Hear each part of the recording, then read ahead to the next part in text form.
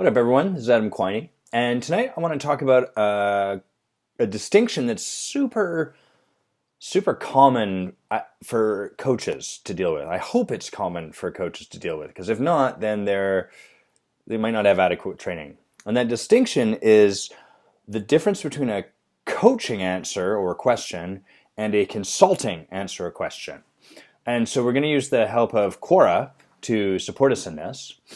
We've got a question here from someone that I've been asked to answer, and they say, how do I regenerate my interest in software industry work? Currently, I don't even want to open a laptop, but before, like 3 years ago, I was working 18 hours a day. So let's just first look at the consulting answer to this question. And no one else has answered this question yet, but the consulting answer would be something like, well, here's a set of steps you can take. So 1, make sure you're getting a lot of rest. Every night, go to bed at the right time. 2, how is your diet? Make sure that you're dieting properly and eating healthy. That really helps to cultivate passion and stuff like that. 3, really learn new languages. Make sure you continue to learn and are growing and are sort of not just staying stagnant, but taking the next steps. 4, are you challenged enough at work? And then you might, in this answer, someone might provide a diagram that some people might be familiar with, where it talks about how flow exists in the sort of place where there's just enough challenge and just enough competency, but also not complete competency. So it's a little bit out of your comfort zone, but it gives you adequate challenge and also allows you to use your competency. So the answer might include that. Like, are you in the right quadrant where you're getting enough opportunity and challenge, but also that you're competent enough that you can actually deal with the problem or learn how to deal with the problem? So you can see the consulting answer is really kind of like a set of steps someone can follow to solve the problem that they've listed in their question. Nothing wrong with that. It's just distinct from the coaching answer, which is what I'm now going to give you. So the coaching answer is, the first thing in a coaching answer is, I'm kind of curious. Like, I could give this guy a set of steps, but what I'm more curious about is what happened. Like, what happened between 3 years ago and now that has had this person kind of lose their passion? And I want to ask a series of questions that kind of gets down to what is underneath that. What is it that has this person not even wanting to open a laptop when 3 years ago they were super interested? So I might ask some questions like, well, what is the sort of stuff you're working on? And why do you want to rekindle your passion? Like, why is that important to you? And what is it about software that is no longer appealing to you? Or what is it about software that does appeal to you?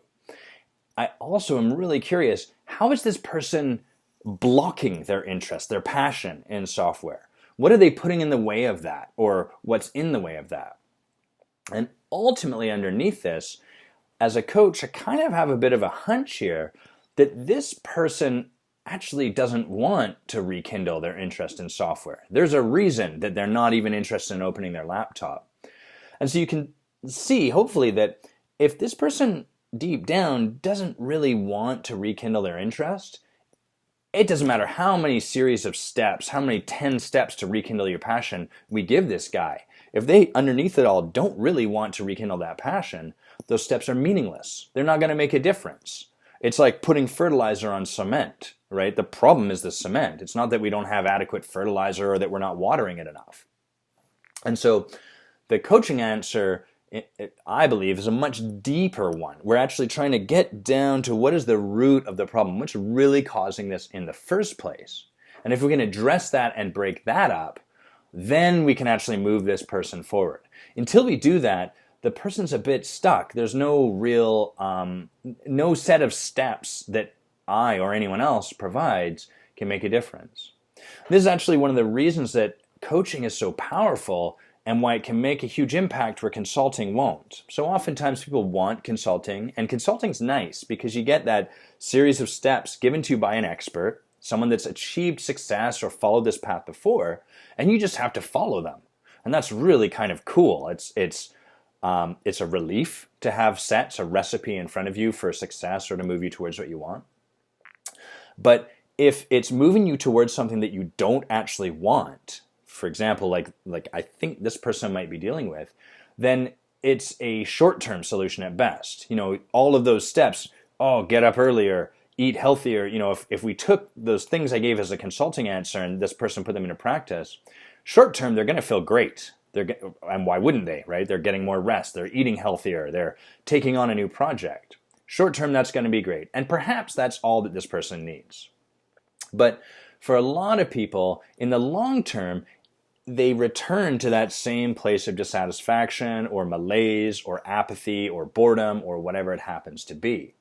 And so that's the perhaps the gift and the curse of consulting, and the sort of answers you get from a consultant is it gives you the short-term gratification, the movement towards what you want, but in the long term, it can often be a band-aid, because the real problem isn't that this person's not eating or doing whatever. The real problem is that they're trying to regain their interest in something that they might not actually have any interest for in the first place.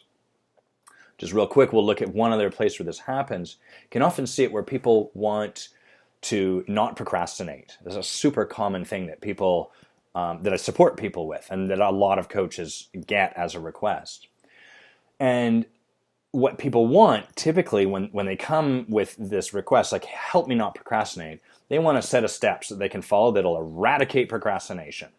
So, give me the list and the system and the way of writing in my calendar is going to make a difference, and let me download the app that will remind me, and I just have to follow that system. That's often what they're telling themselves. I just need to really do it. The trouble is that if we're helping you not procrastinate, I'm just struggling a little weird, that sort of negative, but if we're working to have someone not procrastinate on something that they don't really want to do in the first place, it doesn't matter how much structure we set up, you don't want to do it in the first place. So no amount of structure is going to change that fact. And until we actually address that, it's kind of moot. And so again, you'll get that list, you'll have your list of steps that you can follow and be like, wow, this is amazing, everything's changed. But in 2 to 3 weeks, you're going to start to procrastinate on this structure. You're going to start to procrastinate on the next thing. You're gonna avoid that list, and now that's just gotten funneled into the same cycle. So, consulting, coaching, nothing wrong with either of them. They're both great services. I think that coaching offers the deeper, more long-term transformation. Consulting can tend to be more of a short-term gap filler, and definitely more gratifying in the short term, but does not usually lead to long-term meaningful transformation. Thanks, everyone.